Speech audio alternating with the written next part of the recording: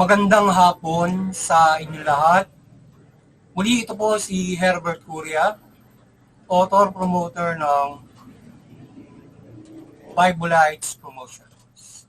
Kakibat ang ating pananalig sa ating banal na Panginoon Diyos, banal na Panginoon Kristo, at gabay ng kaliwanagan ni Banal Santa Maria, ay ating pong ibinabahagi sa inyo sa linggong ito. Ang mensahe ng ating banal na Panginoon Diyos. Ang tema ng mensahe ng ating banal na Panginoon Diyos ay ang pag-ibig ng Diyos at Panginoong Kristo at ang pinakamahalagang utos. Yan. Ngayon po ibabasahin ko sa inyo ang mga mensaheng ito mula po dito sa Bagong Tipan o Mabuting Balita na pag-aari ng ating banal na Panginoon Diyos sa pamamagitan ng banal na Panginoong Jesucristo.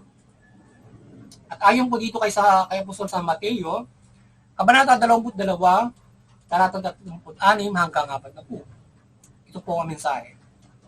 Guro, alin po ba ang pinakamahalagang utos sa kautusan? Sumagot si Jesus, ibigin mo ang Panginoong mong Diyos ng buong puso, ng buong kaluluwa, at ng buong pag-iisip. Ito ang pinakamahalagang utos. At ang pangalawa ay katulad din ito, ibigin mo ang iyong kapwa gaya ng iyong sarili. Sa dalawang utos na ito nakasalalay ang buong kautusan ni Moises at ang mga turo ng mga propeta. Pagpatuloy po natin sa kay Apostol San Lucas, Kabanata 10, talatang 25 at 28. Ito po ang mensahe. May iskribang lumapit kay Jesus upang siya'y subukin. Guro, anya, ano ang dapat kong gawin upang makamit ang buhay na walang hanggan? Sumagot si Jesus. Ano ang nakasulat sa kautusan? Ano ang nababasa mo roon? Tumungin sila. Ibigin mo ang Panginoon mong Diyos ng buong puso at buong kaluluwa at ng buong lakas at ng buong pag-iisip. At ibigin mo ang iyong kapwa gaya ng iyong sarili. Tama ang sagot mo, wika ni Jesus. Gawin mo yan at mabubuhay ka. Pagpatuloy po natin sa mga taga-Epeso, Kabanata 3, talatang 17 hanggang 18. Ito po ang mensahe. Naway manahan si Kristo sa inyong puso sa pamamagitan ng inyong pananalig sa Kanya upang sa inyong pag-uugat at pagiging matatag sa pag-ibig ay maunawaan niyong kasama ng mga hinirang kung gaano kadakila ang pag-ibig ni Kristo. Pagpatuloy po natin sa mga taga-Roma, Kabanata 8, talatang 39. Ito po ang mensahe. Ang kataasan, ang kalaliman o ang alimang nilalang ay hindi makapaghiwalay sa atin sa pag-ibig ng Diyos. Pag-ibig na pinadama niya sa atin sa pamamagitan ng Kristo Jesus na ating Panginoon. Ito po ang mensahe at salita ng ating banal na Panginoon Diyos sa pamamagitan ng ating banal na Panginoon Kristo sa kanyang pagsasabuhay at pangangaral ng mabuting balita. Pasalamatan po natin ng ating banal na Panginoon Diyos, banal na Panginoon Kristo at banal na Espiritu Santo, at gayon din po ang ating banal na Santa Maria. Maraming salamat po, banal na Panginoon Diyos, banal na Panginoon Kristo, banal na Espiritu Santo, at gayon din po sa inyo, banal na Santa Maria. Ngayon naman po ipaliliwanag ko sa inyo ang mensaheng ito, mula po dito sa tema na ang pag-ibig ng Diyos at Panginoong Kristo at ang pinakamahalagang utos yan. Nais mong ibabatid sa atin ng ating banal na Panginoon Diyos yan. Kung gaano kadakila, gaano tayo kamahal ng ating banal na Panginoon Diyos at banal na Panginoon Kristo sa pagpapahalaga ng ating buhay at tayo ay bigyan ng pagkakataon bilang nilalang niya na makisa doon sa buhay na walang hanggan bilang nilalang ng mga tao. Kaya tayo ay binigyan niya ng napakadakilang pagmamahal ng ating banal na Panginoon Diyos kahabagan in spite of our ating sinasabing pagsuway sa ating banal na Panginoon Diyos ay tayo'y mahal pa rin niya. Kasi ang pagsuway sa Kanya ay mabigat. Kaya kapag sinuway mo siya, lalo na yung mabigat, it will cause death. So, at kapag ang mula doon sa mababa, hanggang sa patuloy na pagkakasal ang dudulot ng kamatayan. Lalo na yung ang pinagbabawal sa iyo talagang magdudulot sa iyo talaga ng kamatayan. Kaya yung kauna-unahang pinagbabawal ng Panginoong Diyos na ginawa ni na Eva at Adan. So, in spite of those, sa pagdami ng tao, ginabayan niya tayo, at hanggang sa Panginoon sa Kristo isugo niya, pinakita niya kung gaano kadakila at kamahal tayo ng Panginoon. Kasi pinagdama natin niya yan sa pamamagitan ng Panginoon sa Kristo, na tayo ay salipin, pahalaga ng buhay mula sa mga demonyo na sa kamatayan.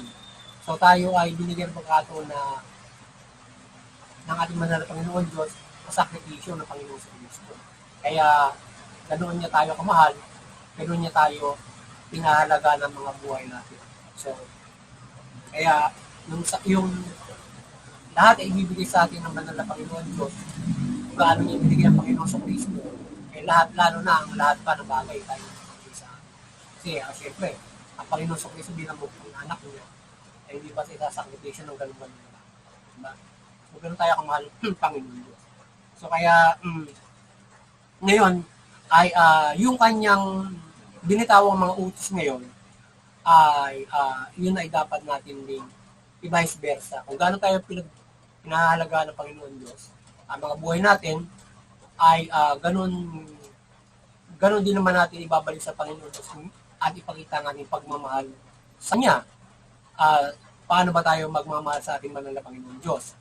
Doon sa Kanya. So, yung pagmamahal natin sa Panginoon Diyos ay yung pagtupad natin sa Kanyang kautusan. So, tayo na nanampalataya sa Kanya mula Panginoon sa Kristo, at yung iniaral sa atin, susundin natin yun bilang pagmamahal sa atin sa Kanya at yung pag-ibig natin sa kapwa. So, yun yung na nananampalataya tayo sa Kanya mula sa Panginoon sa Kristo, at yung susundin natin ang lahat ng mga gabay niya kung paano tayo gagawa ng mabuti bilang pagmamahal natin sa kapwa.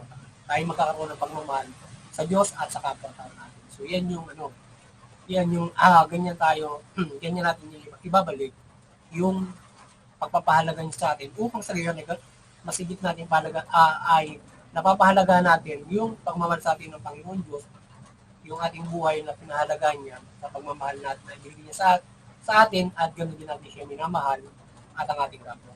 So, kaya ganun kami ng Diyos, ganun din mamahalin yung kapatao mo, at lalo-lalo siya yung Panginoon Diyos. Hindi sa lahat. Ang Panginoon Diyos at ang banal na Panginoon sa Kristo ay mamalimuhin din sila. Kagaya ng ginawa ng Panginoon sa Kristo, kung gaano niya pinakita yung pagmamahal niya sa Panginoon sa pamamagitan ng pagtutag ng utos niya, kahit na magpus pa nung kamatayan niya, para mahalin yung kapwa at ipagtanggol o iligtas, ay ginawa ng Panginoon sa Kristo. So, ganun kadakila ang pag-ibig ng Panginoon sa Kristo sa pagtupad ng kalooban ng Panginoon Diyos at pagmamahal niya sa mga tao. Kaya dapat ganun kadakila ang pag-ibig natin, at yan ay isa puso natin. Sapagat kung tayo ay may pagmamahal sa Panginoon Diyos, mananampalataya tayo sa ating kapwa, sinusunod natin yung mabuting balita. So, meron tayong kaligtasang spiritual, hindi lamang yon. Sa pamumuhay na ito natin mga tao dito sa mundong ito, apaw yung pagpapala rito sa mundong ito na mamumuhay tayo na maayos para rin paraiso. Ang problema, ito ay sinisikip siyempre ng ibang mga tao na gusto sila lamang makinabang. So yung iba, naapektuhan, sila yung naghihirap, sila itong nagsasuffer.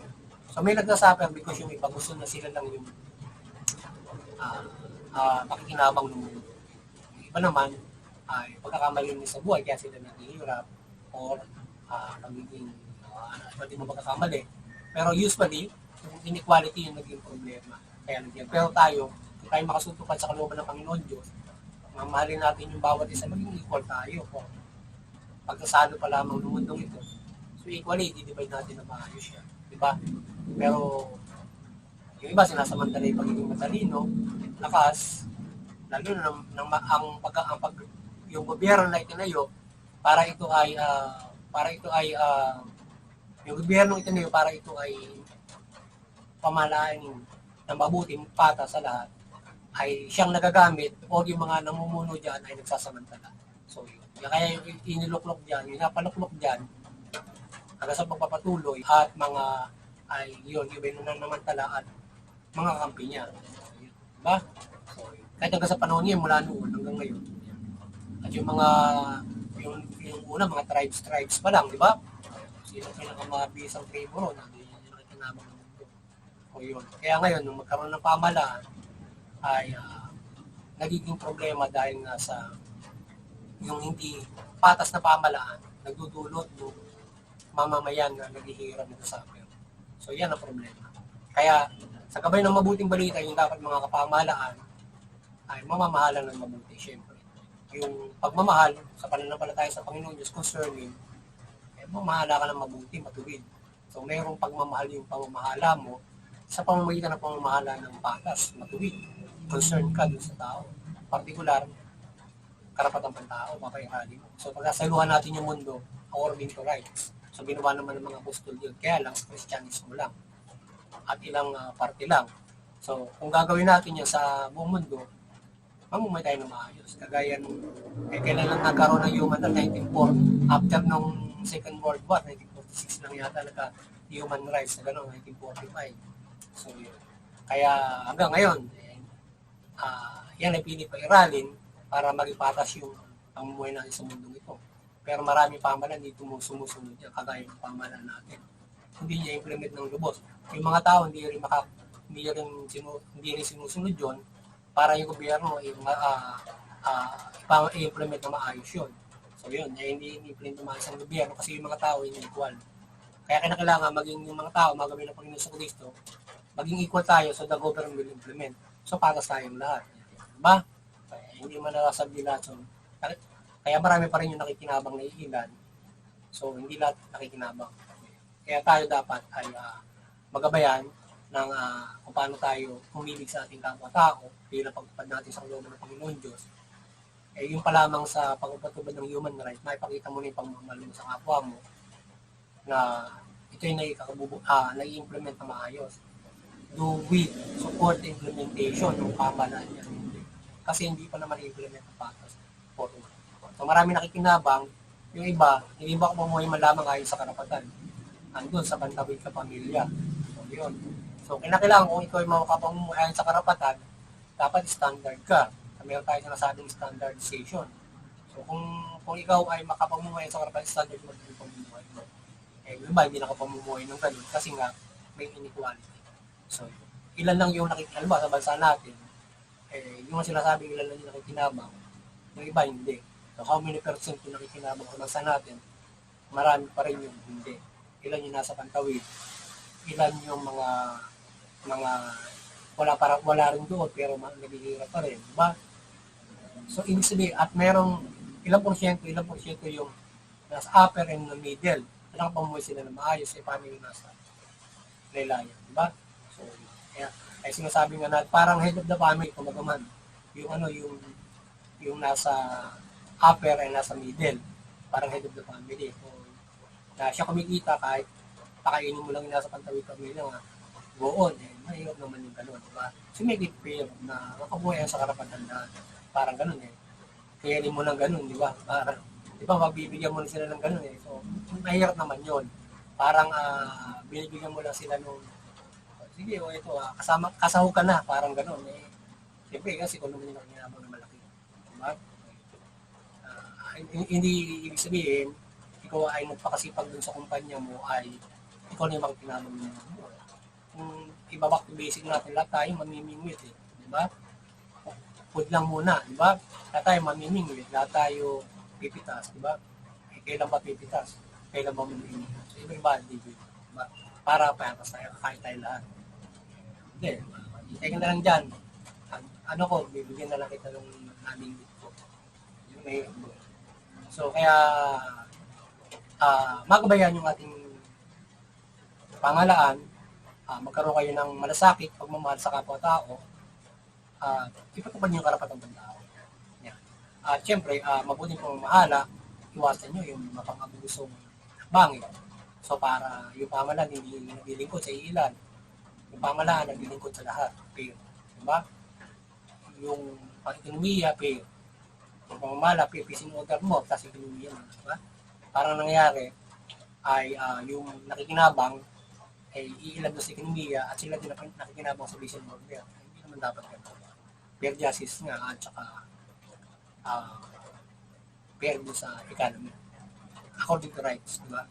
So, So yan at yan yung ganyan dapat tayo in vice versa. Kung paano tayo kadakila minahal ng Panginoon Diyos, ganun din tayo kadakila magmamahal sa banal na Panginoon Diyos. From our, tayo ipapakita natin yun, ang pagmamahal natin sa banal na Panginoon Diyos sa pamamagitan ng siyempre tayo na nanampalataya sa Kanya. May gawa, may pagmamahal sa kapwa-tao at sinusunod natin yung Diyos niya. So ganun natin kamahal ang banal. At lahat ng gawa natin, isip, salita sa gawa, ay nakasalalay sa Panginoon Diyos. Palaging nasa akibat natin palagi siya. Ganun natin siya kamahal. Sa lahat ng gawa natin at hindi lamang sa isip natin siya kasama, kundi sa gawa. Siyempre. Na naging kasama natin siya sa gawa because of the good deeds na ginagawa natin ayon sa kanya kalooban. So, akibat natin siya sa ating diwa at sa gawa. Buong lakas, buong pag-isip, kaluluwa. Kasama pa ang kaluluwa. Hindi lang puso isip niya. Pati espiritu natin kasama sa pamumuhay natin bilang pagmamahal natin sa Panginoon Diyos. At nakikita naman niya sa gawa. At syempre yung direktang pananampalataya.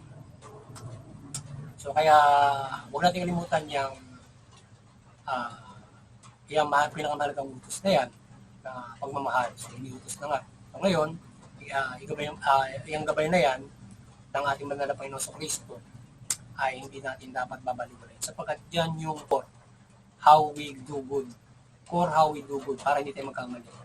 Yan yung core. Kapag yan ay wala sa puso mo, vulnerable ang gagawa ng masama. So kasi kung may pag-ibig ka, pinaliliwanag ng mabuting balita ng Panginoon sa Kristo.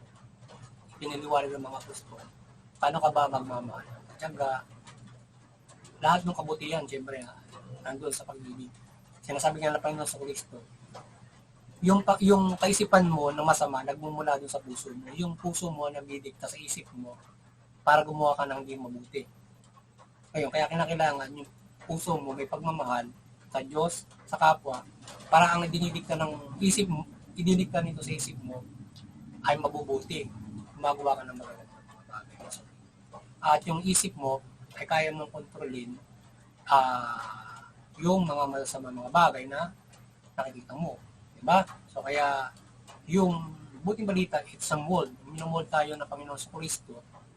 How we become strong in doing good. Strong in this life na mayroon tayong hindi tayo magkakamali at tayo ay nasa mabuting pamumuhay. At tayo ay binubuklod ng Panginoon sa Kristo. But kung tayo ay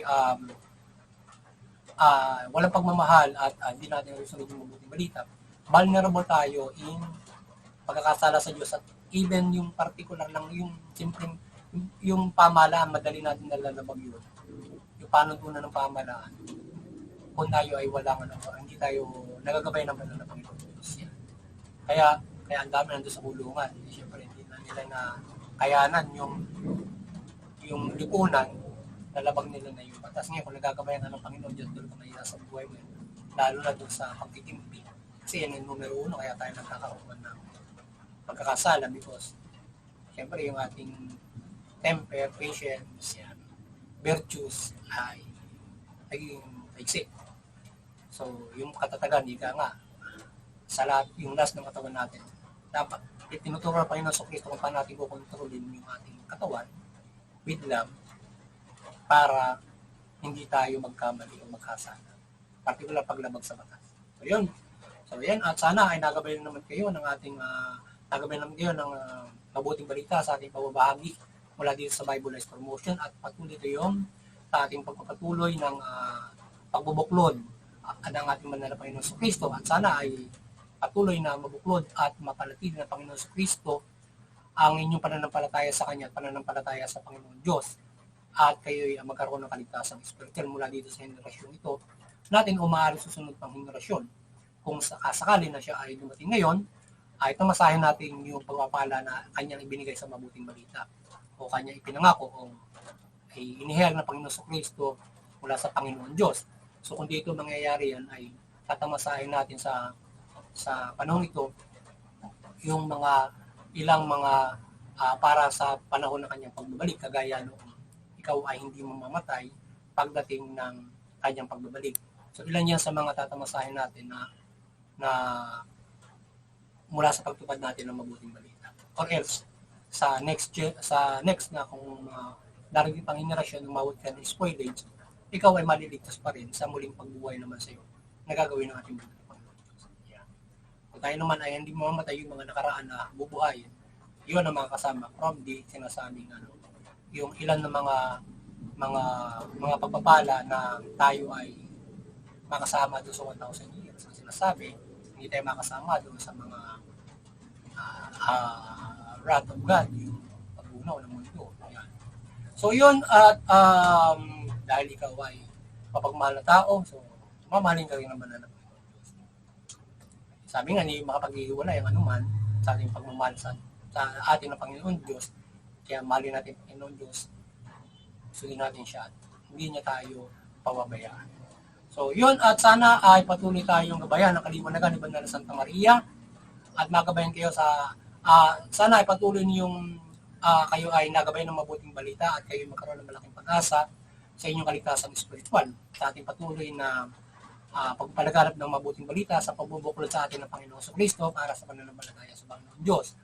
At tayo ay patuloy maliwanagan ni God, Panginoon Kristo, Banal na Espiritu mula sa Banal na Santa Maria.